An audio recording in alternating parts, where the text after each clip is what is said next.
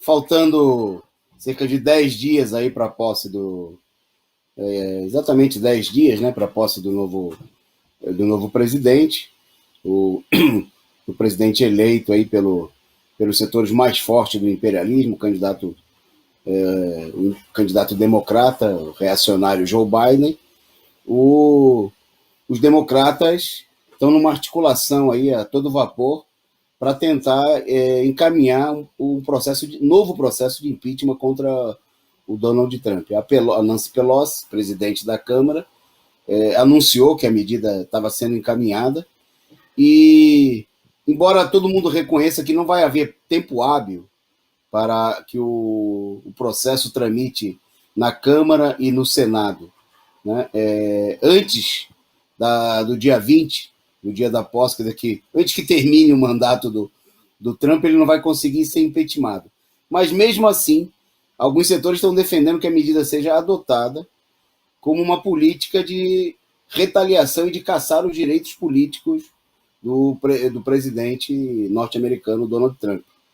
Né? Isso fica muito claro que, obviamente, tem a ver com o conjunto da situação, mas é tirar proveito dos acontecimentos dessa semana, do último dia 6, né, onde nós temos imagens aí, foram as imagens que ganharam o mundo da invasão, né, ocupação do Congresso Nacional, liderada com uma presença destacada de setores da extrema-direita, obviamente, mas que, obviamente, quem viu as imagens, nós mostramos aqui no nosso programa, foram manifestações com um peso importante, mostrando aí um certo apoio, né, uma certa influência direitista, obviamente, que o Trump tem. Bom, e que são a expressão, né, nós analisamos aí o jornal Causa Operária, inclusive eu faço aí um destaque, né, é um tema central do jornal impresso do partido aí nessa semana, né, foi destaque também no nosso jornal diário, vem sendo aí tem tido uma cobertura no causaoperaria.org.br, pela importância desse acontecimento, porque justamente não é por acaso, né, que ele se dá no momento em que os Estados Unidos chegou a ter, num único dia, quase 4 mil mortos, né, num único dia, né, encostou e faltou um pouco mais de 100 pessoas para bater a marca dos 4 mil. O país já tem, nesse momento, quase 375 mil mortos. Né?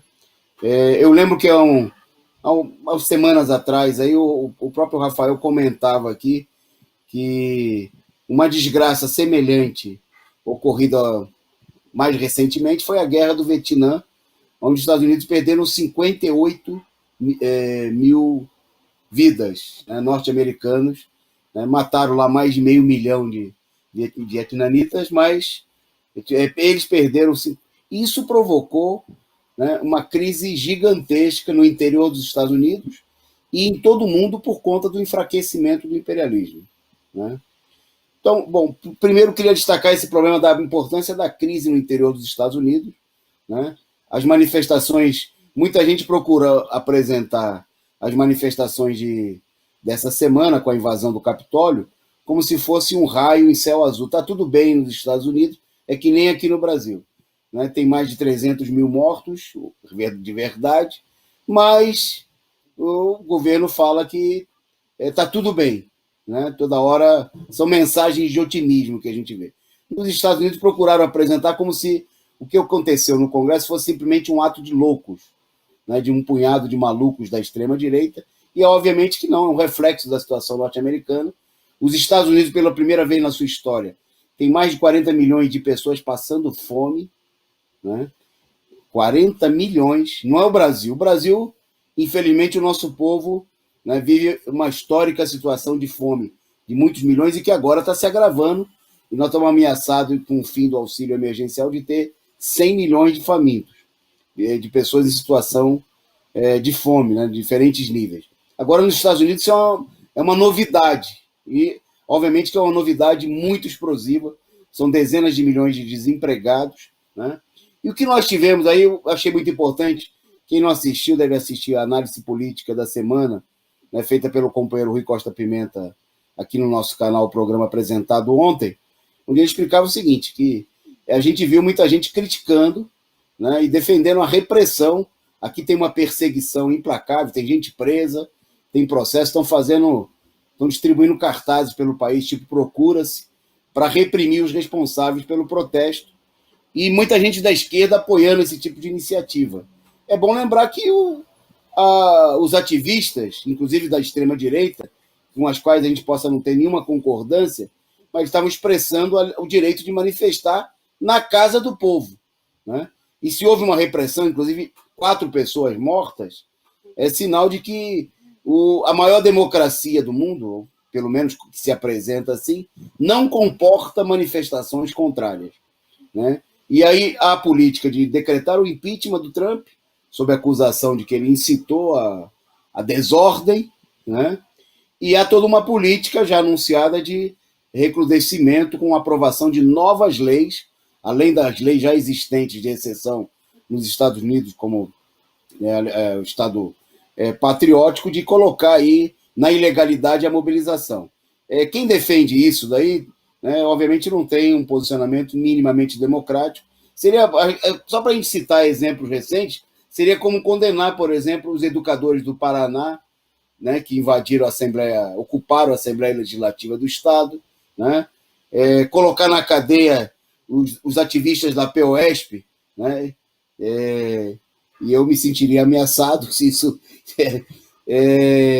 que em vários momentos aí ocuparam, né, as galerias ou até o plenário, estudantes, quantas vezes, né?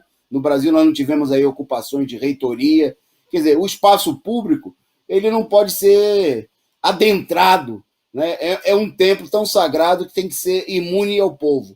O povo não pode entrar na casa do povo, né? Não pode entrar em lugar nenhum. O povo só pode andar em trem lotado, né? Trabalhar que nem escravo, fazer vestibular, né? Entrar no parlamento, nem pensar, né? Então, mas essa situação é evidentemente um sintoma da profunda crise. E aí eu lembro que o Rafael falou, né?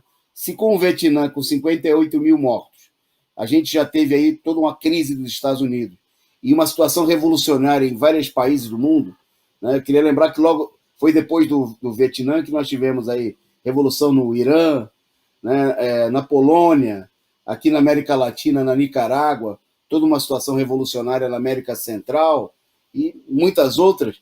Imagina, né? Imagine a crise que nós temos, porque o que está sendo mostrado aí é o esgotamento do capitalismo, né? No seu berço mais forte, né? No seu coração, né? E por último, eu só faria um comentário. Eu vi setores da esquerda falando, não, a crise do capitalismo nos Estados Unidos vai dar lugar à ascensão da China, né? A besteira, tem que ler o nosso jornal Causa Operária, né? Porque lá explica que se os Estados Unidos forem para o tombo, muito antes deles vão levar muita gente antes, a começar pela própria China, né? Cujos negócios, os maiores investimentos dos capitalistas chineses, que na maioria, em muitos casos, né, são inclusive empresas norte-americanas, estão aí voltados para os bancos dos Estados Unidos. Então, se a gente tiver, como tudo está aparentando, uma crise semelhante e mais profunda do que a 2018, 2008, com os bancos norte-americanos em crise, isso aí vai arrastar o mundo para uma crise ainda mais profunda que nós temos, o que está mostrando que o problema não é só a pandemia, né? É uma crise de conjunto, é a crise histórica do capitalismo que nós estamos assistindo nesse momento. Bom, e aí eu devolvo para vocês, não sei se alguém vai comentar ainda essa situação, e depois a gente entrar aí na situação do Brasil. Vai lá. Beleza, eu queria só aproveitar então a menção e mostrar para vocês aqui a edição dessa semana do jornal Causa Operária, com a manchete que o companheiro Antônio Carlos mencionou aqui. Invasão do Congresso nos Estados Unidos não foi um raio em céu azul. É a continuação da crise. Você adquire o jornal Causa Operária nas sedes do partido, nos centros culturais Benjamin Perret, com os militantes do partido e também aqui, entrando em contato com a gente, pode falar conosco aqui durante a transmissão por meio do chat, se você quiser receber um exemplar ou fazer a sua assinatura. Eu queria só fazer mais um comentário sobre essa questão dos Estados Unidos, que, sem dúvida, se destacou na semana, e o principal fato político internacional à parte o crescimento, né, como a gente tem visto aqui, monstruoso da pandemia. Eu queria apenas sublinhar, né, destacar o que o companheiro Rui falou nesse último sábado, na sua análise política, né, a semelhança, a ligação, né, o processo político de mesma natureza que existe também no Brasil, né, com relação à Operação Biden nos Estados Unidos e à Operação Frente Ampla no Brasil, né. Setores aí mencionaram, né, setores da esquerda chegaram a dizer que a ação, né, a manifestação no Congresso norte-americano teria sido um golpe de Estado, uma tentativa de golpe de Estado que foi frustrada aí por esse democratíssimo aparato repressivo policial norte-americano, né, que deixou aí, acho que foram 3 mortos, né, segundo o que tinha sido confirmado. É interessante notar porque a esquerda está perdendo a cabeça, né, com a ideia de que o fascismo está aí na rua, dando golpes no Congresso norte-americano, né, governando o Brasil de maneira descontrolada, perigosíssima, né, e, como disse o ex-ministro Tarso Genro, do PT, na última semana, é hora de, né, chamar o Dória a dirigir a luta contra o fascismo, né, a dirigir o campo democrático contra o fascismo. E depois de colocar o Dória como o nosso campeão da democracia, né, o homem que deveria liderar o processo de impeachment, a campanha pelo impeachment do Bolsonaro, depois de tudo isso, quem vai duvidar de que esse mesmo Tarso Genro e outras tantas figuras da esquerda burguesa, parlamentar e pequeno-burguesa no Brasil venham a assinar embaixo de uma candidatura de um João Dória, né, de um elemento aí da Frente Ampla, nessa jogada da burguesia.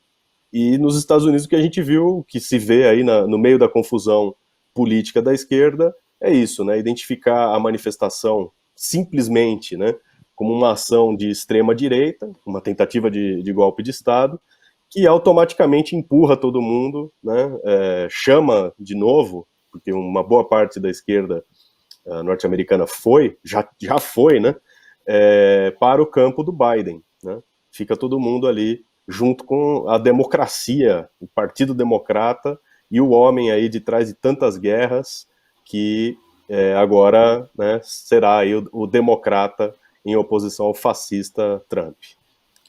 Tá bem. Se tiver mais um comentário sobre isso, levantemos a mão, senão vamos falar sobre a situação da pandemia no Brasil.